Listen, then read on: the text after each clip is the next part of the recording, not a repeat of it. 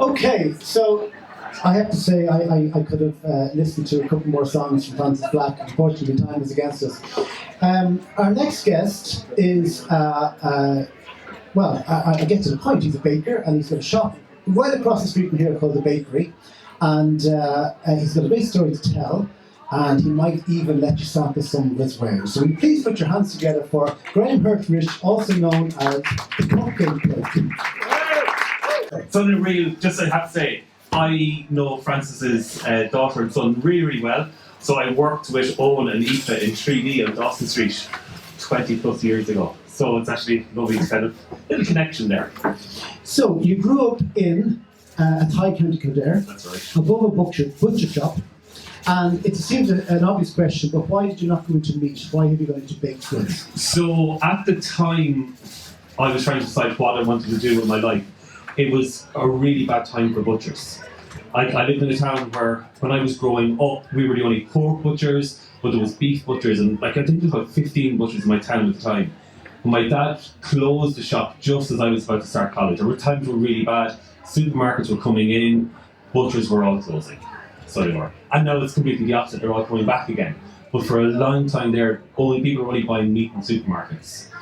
But you would have been going into the bakery business, which wasn't either growing or declining, but you went into a particular niche, which is cupcakes. Yeah, I'm a chef by trade. So I went from school to Waterford to train to be a classically trained chef. So I was working as a chef for a long time. The baker part of me is really only about 15 years old.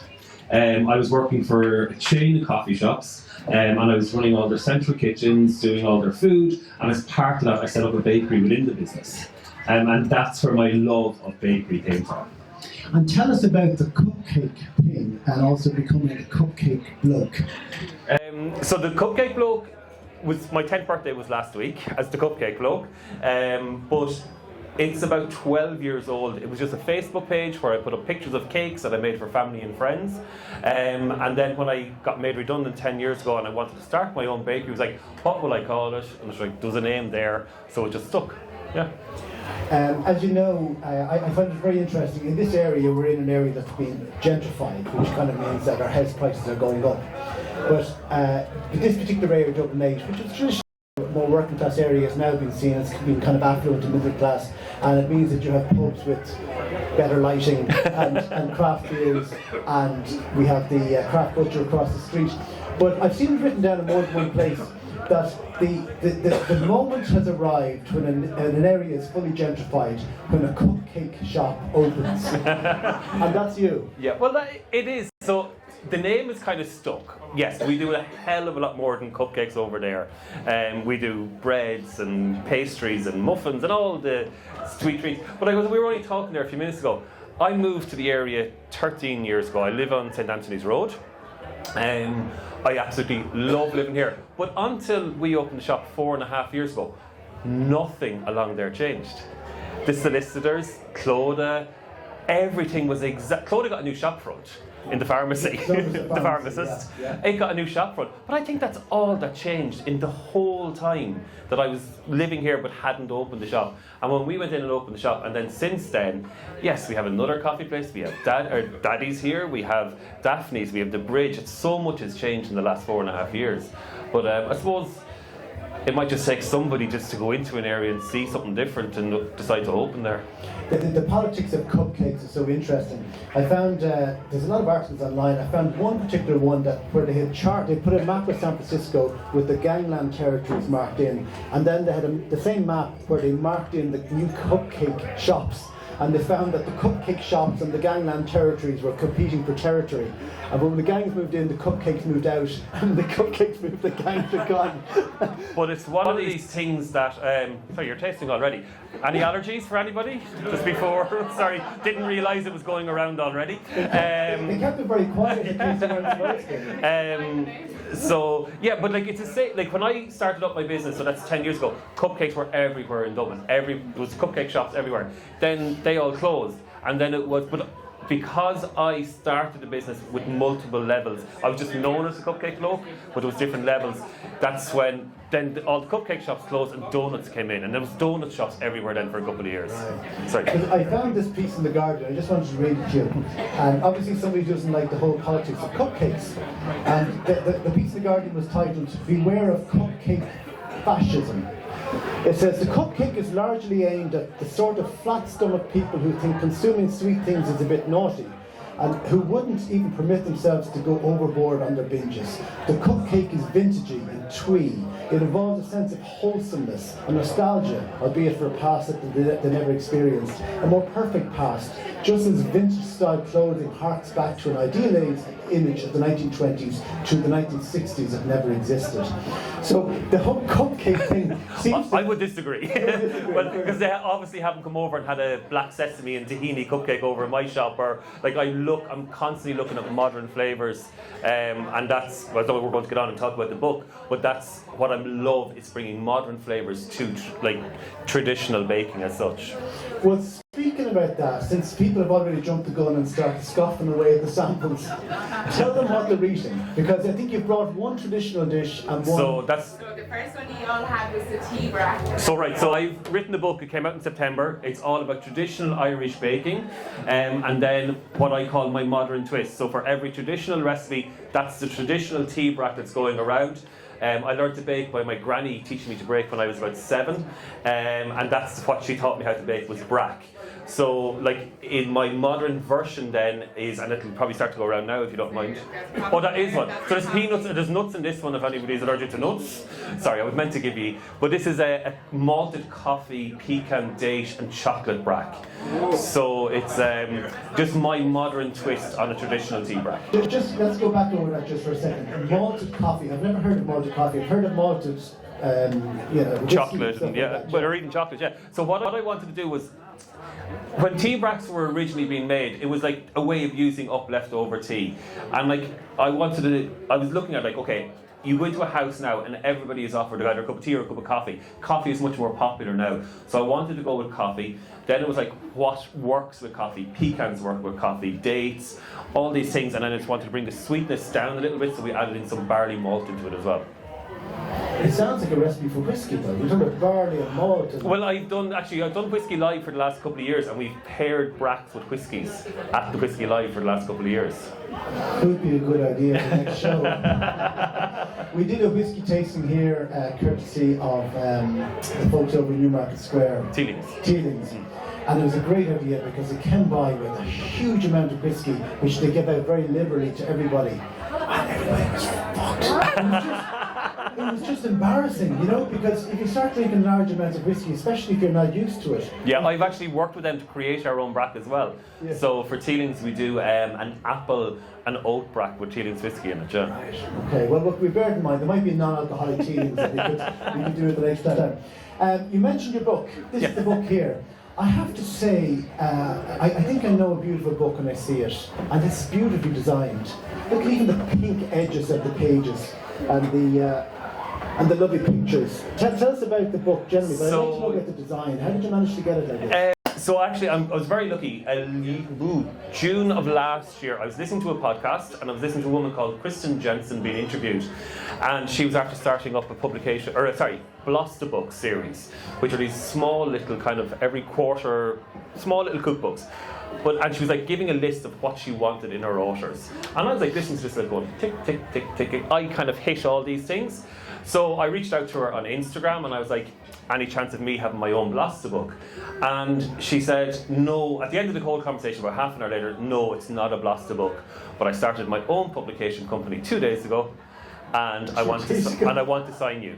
So this is actually her first cookbook. No, she's a cookbook publisher. It's all cookbooks that she does, but this is her first fully fledged book. I didn't realise this. When you sign a cookbook deal, most times you hand over a manuscript, and 6 months later you come to the launch of it and you see your cookbook. And I had so much say in that book. The edging, the quality of the paper, the colours, Absolutely everything. I was consulted even on the the binding, I don't know what it's called here, this little thread here, what colour I wanted that to be. I had so much say, and I'm so proud of it.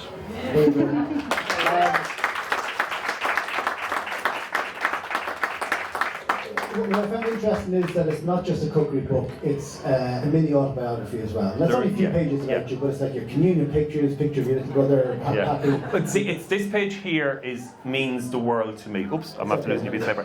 This page here, and the whole book is, it's a dedication to my brother and husband, but this page here acknowledges the women that taught me to bake and influenced my childhood growing up. All my mum, my grannies, my mum, my aunt, my mum's friends, my sister, all these people who were baking in my life growing up, that when I started to, my love is traditional Irish baking, and that's what I do in the shop. I still take traditional Irish bakes and modernise them. I'm not into cruffins and I don't even make sourdoughs for the shop. We get our sourdoughs from Bretzel Bakery, we bring them up. I make soda breads. I am, and I love it, a traditional Irish baker. So I just take traditional Irish bakes and modernise them, and that's what the whole book is about. Well, while we talk about the book, did you bring a copy? Yes, we did. I think it might be there behind you. Yes, it's in the bag, yes. Because we don't like the audience to go too long between spot prizes. Francis gets rested, that was a joke. So I have one book and I have two bracks, one of each of the bracks. So this is the little baked bundle, so it's a signed copy of the book, a linen tea towel to wrap your freshly baked soda breads in, because they need to be wrapped in a tea towel, and a little baked wooden spoon just to stir your bits. I have a question. Yeah. But it'll really only benefit the people who were here last time. The last time we had a guy called Gerry Godley in, he was also a baker, and he asked a question. The question he asked when he was giving out samples was, what is the title of the book that's been created by the Cupcake Bloke? And yeah, that's right. So let's come up with a question in relation to Gerry Godley. What is Gerry Godley known as? Who said that? I did. You did? Okay. That's for you. Yeah. Pass it down. Pass it down. I actually have one for one of the bracks. Okay, good. So you asked what the Irish for black was earlier on. The working title for the book for a long time was the Irish word for bake. Is that what the question is? Yeah, so what's the Irish word for bake? A bake oil? A bake oil. A bake oil. Cooker. No. Poutine. Bocall. Book oil. So that hasn't worked out, I think. You're not getting that right. Okay. Take it home. Traditional Irish brack, and I'll take one of two answers here. My granny taught me to teach it with a certain type of tea, but I use a different tea now, so either of the two teas. Barry's, I heard Barry's down there somewhere That's for Joan then. Joan. You pass it down to Joan. Sorry, you're getting all the jars going on.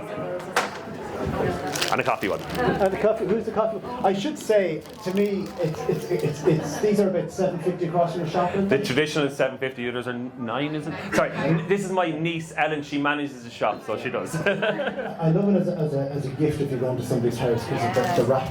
It's just, it makes it look as if you did it. Have you a question? How long are we here? 10 years. No, business is 10 years. 12.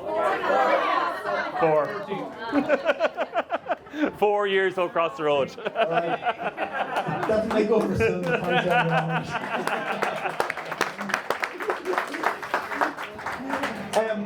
you weren't always destined for a career in food. You're one of the few people I know of our generation who actually went in to train as a priest. Yep, that's right. Pourquoi? That's French. So I always felt like I had some sort of religious calling in life. I was involved. So the religious order in my local town would have been the Dominicans, and I was very involved in the Dominicans, like as an altar boy, folk singer, things like that. And then when I was in transition year, my father has been going to Lourdes and working in Lourdes for as long as I can remember. So that's at least 40 plus years. He's never missed a year. Even during the pandemic, he managed to get to Lourdes within it.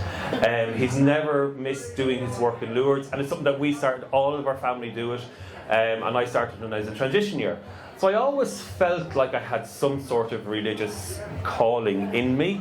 A careers teacher convinced me in school not to go straight into religious life, to go and get some sort of an education away from it and like live life for a couple of years. So that's when I went to Waterford to train to be a chef. And then after 2 years down there, I just decided that I still wanted to try religious life. So I joined the Carmelite order in 1998, yeah. Why the Carmelites? It's who I did all my work with in Lourdes. I knew a lot of Carmelites. I was never wanted to be a diocesan priest. I always was interested in community life. That's something that really appealed to me. And I felt that the Carmelites' way of life and their community life spoke to me a lot more than the Dominicans would have, who would be my other kind of choice, if that makes sense. So this is the way back in the 80s, 90s, early 90s, late 90s, yeah. And nowadays the church is much more PC and much more open about, it's not as important as what people do in the bedroom as what they do in the rest of the I went into the Carmelites as an openly gay man. And that's what I wanted to ask you about. We've always thought that the church was a hostile place for openly gay men. How did you navigate that? So it's still I still have issues with church. I'm not practicing religion anymore. But at the time, you can still be an openly gay man within the church, not a practicing gay man, if that makes sense. So you can be a gay priest, but you just can't be practicing. It's the act that's the bad part. Let's put it like that. Exactly. Okay, yeah. So you're technically a eunuch for the sake of the church. Yeah. Right. And so that didn't put you off. And then you obviously came out of it. I came out of it. I just realised it wasn't for me. I wanted more. I wanted a relationship in my life. And thankfully I did, because I met my husband 2 months later. So I did, and we've been together ever since. We'll give him an applause. But you still go to Lourdes every year? I still go to Lourdes. I go to Lourdes for the work. It's purely for the work is the reason I go to Lourdes. The work, so what is the work? The work is we bring sick people who can't, who they want to go for their reasons. But we don't use, you often will hear people who go to Lourdes and they stay in the hospital. We don't use the hospital, we use hotels. So basically, I'm going to use a guy that I looked after for 10 years. I looked after him every year going to Lourdes. His name was Willie. He was blind, he had one leg. He lived in Cheshire Homes in Tullow. He had no family. He would never get outside of the country if it wasn't somebody like me who was willing to share a room with him, help him get dressed, help him feed, and do that. That's the work I love. Absolutely love it. So when are you going next? September. Yeah, next September. We go every September, fly out on the 27th of September for 5 days every single year. You hear rumours that it's mighty crack out. That's great crack. Yeah, absolutely brilliant crack. You be debaucherous and stuff. Oh yeah, and we go to nightclubs and like Willie, we used to always go to nightclubs. And one night I said, Willie was like, I don't want to go to bed yet. You're going to go out after you get me to bed. I want to go with you. So off to the nightclub with the wheelchair. But that's what it's about. It's about having a holiday for these people. Yes, some of them want to go for religion, but some of them just want to go and get a break and just live a normal life for 5 days. And somebody's not going to ask over their heads, do you take milk in your tea or coffee, to somebody else. You ask the person, do you take milk in your tea or coffee? It's just talking to the people, and you meet brilliant people. Like I know Bridie that sells the flowers outside of Hogan's there on Georgia Street. Like I know her from going to Lourdes for like 30 odd years now, and just some amazing characters, absolutely brilliant people. Very good. We'll draw the interview to a close for a minute, but is there anybody who'd like to ask a question of Graham? Almost covered everything. There might be a baking question. Anybody want to know how to make their dough rise? What's your favourite product that you have over there? What's his my favourite product over there? One of the ones we designed for the opening of the shop, and I still love it, is my own homemade Mikado. So do you know what Mikado were? Mikado biscuits. So remember when you were a kid and you used to scoop out all the jam from the middle of the Mikado? Yeah, I realised about 5 years ago they're so much smaller now, and my fingers are way bigger. So I created adult-sized Mikados that are big enough for you put your finger in, you can take out the jam and eat it all. So homemade Mikados, and they're still one of our biggest sellers over there. Yeah, and I like that there's something about them that's so nostalgic. You see them, you go, God, I haven't had these in years, and yet they're adult size. You kind of go, yeah. And like I've done other ones, like since then we've brought out a bourbon which is filled with a miso caramel and caramelized white chocolate and things like that. But they're the two that have just stuck because they're so popular. One comment, Gerry. Yeah. We got a gluten-free birthday cake from you earlier in the year. You designed it exactly the way we asked, with butterflies and all. And the best compliment I can pay is that I gave it to all my family because it was a very big cake, and none of them knew it was gluten-free. Not even one. Excellent. I'll just repeat that because obviously people couldn't hear the bottom. Billy ordered a gluten-free cake, and it was so good that nobody realised it was gluten-free. Which could suggest it wasn't gluten-free after all. One more question. Anybody else have anything to say? Yes. You talked about your the women in your life teaching you how to bake. Yeah. Was it something, if you remember, is it something that you loved immediately, or something that you? Let me just repeat the question. This book is about the women in his life who taught him how to bake, and did he love baking immediately, or did he grow to like it? I always remember being mesmerised of you put flour, eggs, sugar and butter into a bowl and into a dish, and it comes out of the oven and it's like this risen, just being mesmerised by what goes into an oven and what comes out of it. And that's the thing that really stuck with me. And that's like, food was always there. My mum is an absolutely amazing cook, and so food was always there.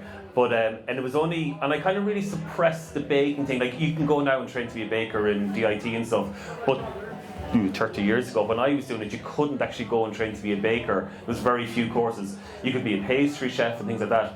So that's why I went into chefing, and it's only in the last kind of 15 years I've had the confidence in myself to actually go bake. And traditional Irish baking. Definitely much harder. Pardon? Definitely much harder. Baking. Oh, baking, well, it's a lot earlier. I've gone from like I worked in Michelin star restaurants. I was like, that's the level that I was at. Like, I was working in, some of you might remember Peacock Alley back in the day. I was a commis chef in there, and like the old Commons on the Green, places like that. I was in Mount Juliet when they got their Michelin star. And it's just like, I went from working very, very late nights to very, very early mornings. It's the big difference. Okay, so we're going to finish up in a moment. I just want to let people know we'll have a break after our next guest in about 15 minutes, 20 minutes time. During the break, you'll be signing copies of the book. Yeah, if anybody wants a copy of the book, I have some here and I can sign them, no problem. And they're how much? €25. And make ideal Christmas presents? Oh, brilliant Christmas present. Perfect Christmas present for everybody in your family. All right. Folks, would you put your hands together, please, for Graham Herterich? Thank you very much. Thank you. Come on. Thank you. We'll talk to you again at the break, yeah? Yeah, no problem.